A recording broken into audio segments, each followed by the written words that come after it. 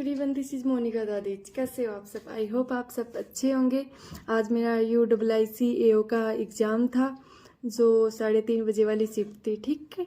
और जैसे मैंने एक मॉक टेस्ट का वीडियो डाला था कि मैं इसमें कैसे अटेम्प्ट करती हूँ, क्योंकि इसमें सेक्शनल टाइम नहीं था, पूरा एक ही ऑल ओवर टाइम था जिसमें अपन को डिसाइड करना था कि अपन कहाँ से क्या अटेम्प्ट कर रहे हैं। सो मैंने फर्स्ट रीजनिंग, उसके बाद में GA और कंप्यूटर कंप्लीट किया, उसके बाद में क्वांट और लास्ट में इंग्लिश अटेम्प्ट किया, ठीक है। रीजनिंग में मैंने 30 to 35 मिनट लगा दिए थे। लास्ट में 2-3 मिनट में वापस 4-5 मिनट के लिए वापस भी आई थी रीजनिंग पे, ठीक है। तो अभी रीजनिंग में एक तो बॉक्स वाला पजल था, 10 बॉक्सेस थे, मैंने वो अटेम्प्ट किया। फ्लैट फ्लोर वाला पजल था जिसमें 5 फ्लोर थे और फ्लैट थे, P और Q, ठीक है, वो था। एक लाइनर पजल था जिसमें कुछ के फेस नॉर्थ में थे, कुछ के साउथ में थे, उसमें 8% थे। और एक 8% का एक पजल था जिसमें ना वो वाद्य यंत्र दिए हुए थे कि ये पियानो बजाता है, ये फ्लूट, कुछ भी बजाते हैं ना, तो। और उसमें 3 जगह दी हुई थी, मुंबई और कोच्चि, एक मुझको याद नहीं है। वो वाला पजल मैंने लास्ट में ट्राई किया था, जब मैं वापस गई तो वो मेरा नहीं बना था, ठीक है। और एक ब्लड रिलेशन था और डाटा सफिशिएंसी के क्वेश्चन थे और एक इनपुट आउटपुट का क्वेश्चन था। इनपुट आउटपुट में इवन में शायद 5 माइनस हो रहे थे, ओड में 5 प्लस हो रहे थे, ऐसा इनपुट आउटपुट था वो। और ओवरऑल और एनालिटिक रीजनिंग थी, 5-6 एनालिटिक रीजनिंग के क्वेश्चन थे। और वो एक वर्ड आया था उसमें, इंग्लिश का कुछ बनाना था, कितने वर्ड्स बन रहे हैं इसमें। और एक नंबरिंग थी, उसमें आगे और पीछे दोनों साइड से देखना था कि इसमें कितने नंबर हैं, कितने पेयर बन रहे हैं एग्जैक्ट। और एक वर्ड था जिसको M के बाद वालों को शायद प्रीवियस लेटर से और M के जो पहले उसको नेक्स्ट लेटर से अरेंज करके उसमें बताना था कि राइट से 6, लेफ्ट से 6 था, कुछ राइट से 6, ऐसे कुछ था, ठीक है। और ऐसे करके टोटल रीजनिंग में मेरे 43 अटेम्प्ट है। एक मैंने वो पजल छोड़ा था, वो जो जगह बताई थी वो फ्लूट वाला, और थोड़े मैंने एनालिटिक रीजनिंग के 2-3 क्वेश्चन शायद उसके छोड़े होंगे, तो वो क्वेश्चन हटा के 43 अटेम्प्ट है टोटल मेरे। अभी चलते हैं इंग्लिश में। इंग्लिश में आरसी था, आरसी मैंने अटेम्प्ट नहीं किया, उसके साथ खाली इंटोनिम सिनोनिम ही किए थे, है ना। और एक फ्रेज रिप्लेसमेंट के क्वेश्चन थे, 5 से 6 क्वेश्चन होंगे। एक पैराजम्बल था और क्लोज टेस्ट था, उसमें भी 6 क्वेश्चन थे शायद, है ना। ईरर के क्वेश्चन थे, ईरर में 5, मतलब एक ही क्वेश्चन में ऐसे था कि 5 सेंटेंस दी हुई है, उसमें से बताना है कौन सा करेक्ट है, करेक्ट वाला अपन को पिक करना था। और उसमें ऑल करेक्ट भी ऑप्शन था, है ना। और एक जो सेंटेंस में आते हैं ABC लिखा हुआ था, उनको इंटरचेंज करना था कि उनको सही पोजीशन पे कहाँ कैसे लाएं। एक कॉलम बेस्ड क्वेश्चन था, कॉलम में जैसे ABC इधर दिया हुआ है, CDE इधर दिया हुआ, उनको मैच करना था, है ना। और इंग्लिश हो गया, इंग्लिश में इतने थे, ठीक है। इंग्लिश में मैंने फ्रेज रिप्लेसमेंट किया, कॉलम वाले किए, ABC किया, और इधर के 1-2 क्वेश्चन किए, क्लोज टेस्ट किया। पैराजम्बल मैंने अटेम्प्ट नहीं किया, उसके 6 क्वेश्चन थे। और आरसी में मैंने ऑटोनिम सिनोनिम किया, वो मैंने बता दिया, ठीक है।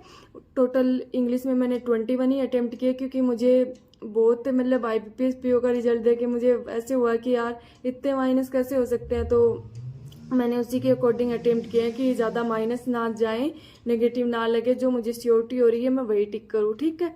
अभी चलते हैं क्वांट पर।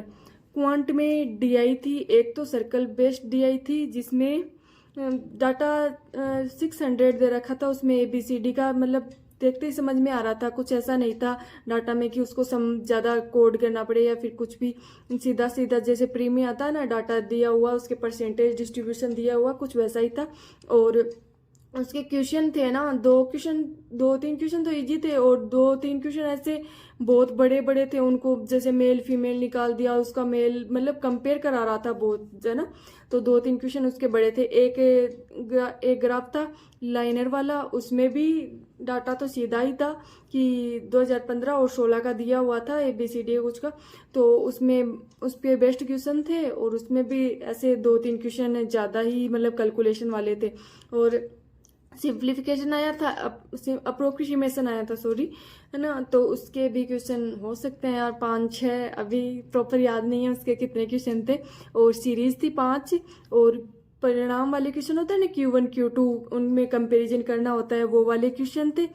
और एक कैसलेट थी बस के ऊपर की, इसमें 3 बसें थी ABC, उसमें कितने यात्री आ रहे हैं, कितने मतलब कितनी फीमेल है कितने मेल है, और कुछ सीटें खाली भी है, ठीक है। वो भी इजी थी, वो मैंने की थी।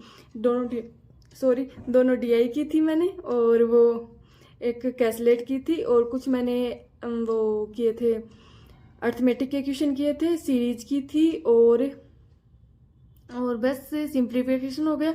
टोटल मिला के मैंने क्वांट में 40 अटेम्प्ट किए हैं, और थोड़े अर्थमेटिक के क्वेश्चन छोड़े थे शायद मैंने उसमें, और तो कुछ हाँ Q1 Q2 वाले भी मैंने अटेम्प्ट नहीं किए, क्योंकि मेरे अकॉर्डिंग मैंने जितना टाइम दिया था उतने में इतने ही क्वेश्चन हुए मेरे 40, फिर मैं उसके बाद में स्विच कर गई थी। पहले मैंने पहले GA और कंप्यूटर किया था, उसके बाद में मैं क्वांट पे स्विच कर गई थी, और फिर देन इंग्लिश पे कर गई थी। तो GA में मैंने GA मतलब ऐसे नहीं था कि है ना ज़्यादा ऑप्शन दिए हुए थे, कि जैसे अपने SBI IBPS PO में आए थे स्टेटमेंट बेस्ड क्वेश्चन, वैसा कुछ नहीं था। क्वेश्चन थे सीधा था, और पूछ रहा था ज़्यादातर जनवरी का डाटा था उसमें, और इंश्योरेंस वगैरह मुझे बहुत कम लगा, कोई 2-4 क्वेश्चन होंगे, तो मुझे ऐसे ही 2-4 ही याद आ रहे हैं। और तो मैंने GA मेरे को मतलब ऐसे था, पढ़ा तो हुआ है बट याद नहीं आ रहा है, कि मतलब ऑप्शंस में कंफ्यूज हो रहे हैं, क्योंकि कुछ में स्टेट वाइज स्टेट दिए हुए थे वैसे थे, और जो ज़्यादातर वो होते हैं ना नंबरिंग वाले, 200 मिलियन 300 मिलियन 100 करोड़ 200 करोड़, ऐसे में मैं तो बहुत कंफ्यूज होती हूँ, ऐसा कुछ था। तो GA में मेरे पिछले एग्जाम को देखते हुए बहुत नेगेटिव लगा GA मेरा। तो मैं इसमें भी जो मुझे 100% श्योरिटी थी ना कि ऐसा हो सकता है, उसमें भी मैंने एक क्वेश्चन बिना 100% श्योरिटी के, तो उसमें भी मैंने एक क्वेश्चन बिना 100% श्योरिटी के टिक किया था। तो वो क्वेश्चन मेरा, और मैंने ज़्यादा अटेम्प्ट नहीं करते हुए ओनली 13 अटेम्प्ट किए हैं GA में, और कुछ अटेम्प्ट नहीं किया। 13 में मेरे को लगा कि हाँ ये 13 तो सही होंगे। और अभी कंप्यूटर इजी था, ज़्यादा टफ नहीं था, इजी टू मॉडरेट इजी बता सकते हैं। मैंने 20 में से कंप्यूटर में 17 अटेम्प्ट किए। ये था ऑल ओवर मैंने 134 अटेम्प्ट किए हैं। आप बताना आपका एग्ज़ाम कैसा हुआ, और किसमें आपके कितने अटेम्प्ट थे। Okay, thank you.